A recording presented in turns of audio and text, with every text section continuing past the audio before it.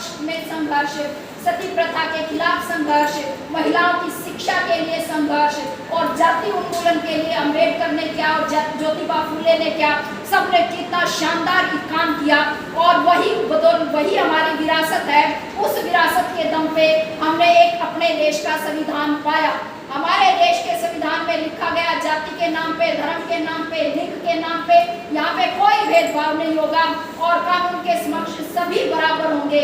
संविधान में लिखा गया कि एक पिता की और एक माता की यदि दो संतान है तो उन दोनों संतानों को बराबर के हक और अधिकार दिए जाएंगे। लेकिन हम सब जानते हैं 78 साल पहले संविधान में लिखा गया, देश का संविधान तो यही है, लेकिन वो देश का संविधान हम लागू नहीं कर पाए। कौन लागू नहीं कर पाया? क्या कोई राजनीतिक पार्टी लागू नहीं कर पाई या समाज लागू नहीं कर पाया? इसको मैं कहूंगी कि हमारा समाज लागू नहीं कर पाया। पॉलिटिकल पार्टियों की भी यदि विल होती, इच्छा शक्ति होती, तो वो भी इस काम को करवा सकती थी, लेकिन उससे बड़ी जो है इच्छा शक्ति हमारे समाज के अंदर होनी चाहिए थी कि हम उसको लागू करवा लें। अभी हम अपने बेटे और बेटी को बराबर की संतान नहीं मानते हैं, किसी भी रूप में नहीं मानते हैं। अभी तक तो हालात ये है कि कोई यदि बेटी संपत्ति में अधिकार मांग ले तो उसको ऐसा समझा जाता है कि ये तो जो है पता नहीं क्या जो है इसने डाका डाल दिया भाई के हक पे, और उसके साथ सभी संबंध विच्छेद हो जाते हैं।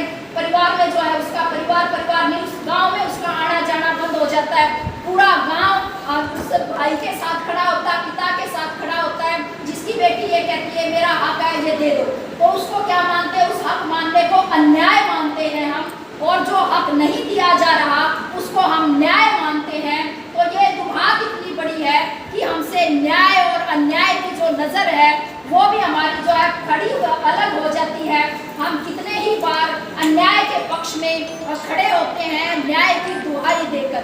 ये हमारा समाज है, और यदि ये हमारा समाज रहेगा तो हम बेटियों को कैसे बचाएंगे? वैसे तो बेटियां नहीं बच सकती हैं। क्या हालात है बेटियों की? बेटियों की हालात एक तो बता दिया मैंने कि क्या शानदार राष्ट्र निर्माण में उन्होंने योगदान दिया है, संघर्षों के दम पे दिया है। तमाम माता पिता बधाई के पात्र हैं। मैं केवल माओ को बधाई नहीं दूंगी, उस संदर्भ में मैं पिताओं को भी बधाई दूंगी कि जिन्होंने अपनी बेटियों को पढ़ने लिखने के मौके दिए, कदम कदम पे साथ दिया। जो कोई प्रधानमंत्री बन गई, कोई राष्ट्रपति बन गई, कोई जो है चांद पे चली गई, कोई जो है पायलट बन गई, कहाँ कहाँ पहुँच गए। उन परिवारों का सब जो है हमें आभारी रहना चाहिए। लेकिन उसके बावजूद भी समाज में वो संघर्ष करके बन गई, अपने परिवारों के सहयोग से बन गई। लेकिन समाज में क्या हमने दर्जा दिया है महिलाओं को? अभी तो देखो ये दर्जा है, जब वो पैदा होती हैं तो हम उनको जो है मातम मनाते हैं, रोते हैं, ये कह के उनको बड़ा करते हैं कि पराया धन है, किसी और घर जाना है। और जब वो किसी और घर जाती हैं तो उनको कपड़े, जूते, चप्पल, गहने, घर का सामान सारा दे के भेजते हैं, और ये शिक्षा दे के भेजते हैं साथ में कि बेटी काम पे और खाने पे लड़ाई मत करिए। क्या मतलब है इस बात का? इस बात का मतलब ये है कि हम उनको कहते हैं काम करते जाना, लेकिन खाने पे लड़ाई मत करना। सबसे पहले उठती हैं, सबसे बाद में सोती हैं, सबसे कम खाती हैं, और उस परिवार को बनाने में अपना पूरा जीवन जो है बिल्कुल समर्पित कर देती हैं। बच्चे पैदा करते हैं, उस घर को चलाते हैं, सारे A to Z घर के काम करते हैं। लेकिन यदि कभी हक और अधिकार की बात उठ जाए, जैसा मायके में हुआ, वहाँ पे हक की बात करो तो वहाँ से कट ऑफ हो जाता है। ससुराल में भी यदि कोई हक की बात कर ले तो ये कह दिया जाता है जा यहाँ से, यहाँ पे तुम्हारा क्या है। और ये जब जाते वक्त वो वहाँ पे कुछ नहीं है ये तो बता ही दिया जाता है। यदि जो हमने बच्चे पैदा किए 9 महीने पेट में रखे, उन बच्चों में भी यदि लड़का हो तो खास तौर पे कहा जाता है कि हमारा लड़का हमें दे जा, और तो है जा जहाँ पे। यदि लड़की हो तो कह दिया जाता अपनी लड़की को भी ले जा। तो लड़की हो गई तो वो माँ की हो सकती है, लेकिन यदि लड़का हो गया, बेटा है, तो बेटा माँ का भी नहीं है। ये अपने हालात है महिलाओं के। यदि ये हालात समाज में रहेंगे तो कौन बेटी पैदा करके खुश होएगा?